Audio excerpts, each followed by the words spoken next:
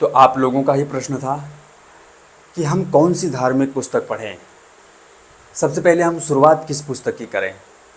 तो देखिए, किस प्रकार से हमें धार्मिक पुस्तक, कौन सी पुस्तक से हमें आरंभ करना चाहिए, मैं आप लोगों को वही बताता हूँ। सबसे पहले देखिए, आप लोगों को क्या करना चाहिए। सबसे पहले आप लोगों को गरुड़ पुराण पढ़ना चाहिए।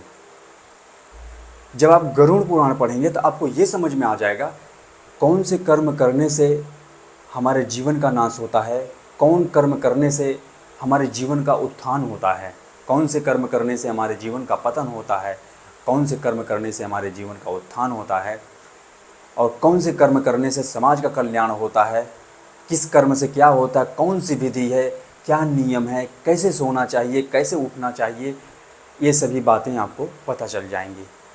उसमें लगभग लगभग आपको ये भी पता चल जाएंगे कि जो संसार की सबसे उत्तम भक्ति है वह नाम जप है।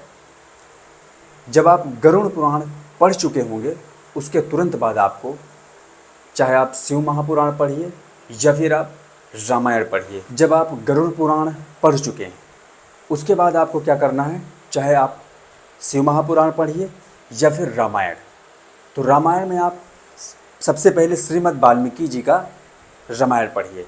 जैसे ये देखिए, ये आप ऑनलाइन में आपको बहुत आसानी तरीके से मिल जाएंगे, या फिर किसी भी गीता प्रेस पे जाएंगे और आप बोलेंगे, आपको ये पुस्तक बहुत आसानी से मिल जाएंगी। और ला के आप इसे, 2 भाग हैं इसके, अगर आप ऑनलाइन लेते हैं तो आपको यही लगभग 850 के आसपास पड़ेंगे, कम भी ज़्यादा हो सकते हैं। तो जब हम लिए थे तो यही पड़ा हुआ था। तो इसको आप अध्ययन करिए। जब आप श्रीमद् वाल्मीकि जी का रामायण अध्ययन कर चुके हों अच्छी तरीके से, तो फिर आप, अगर आपकी इच्छा कर रही है तो आप शिव महापुराण का अध्ययन कर लीजिए। नहीं तो फिर आप क्या कर सकते हैं, उसके बाद रामायण पढ़ने के बाद आप फिर जो है श्रीमद् भगवत गीता का अध्ययन करिए। यदि आप गरुड़ पुराण पढ़ेंगे, फिर उसके बाद श्रीमद् वाल्मीकि जी का रामायण पढ़ेंगे, शिव महापुराण पढ़ेंगे, उसके बाद जब आप भगवत गीता पढ़ेंगे तब आपको चीज़ें बहुत अच्छे तरीके से समझ में आएंगी। तब आपके अंदर भक्ति रूपी सागर का एक उमड़ाव आएगा। अर्जुन जी हम लोगों को यही संदेश दे रहे हैं कि जब भी कलयुग में हम सभी श्रीमद् भगवत गीता का अध्ययन करने जाएं तो सबसे पहले भगवान की शरणागति लें। तभी हमें श्रीमद् भगवत गीता के जो तत्वज्ञान है, जो ईश्वर के प्रेम है, जो उनके विज्ञान है, जो उनकी भक्ति है, तभी समझ में आ सकती हैं। और साथ में जो बहुत ज़रूरी है, बहुत ज़रूरी है इस पुस्तक को पढ़ना।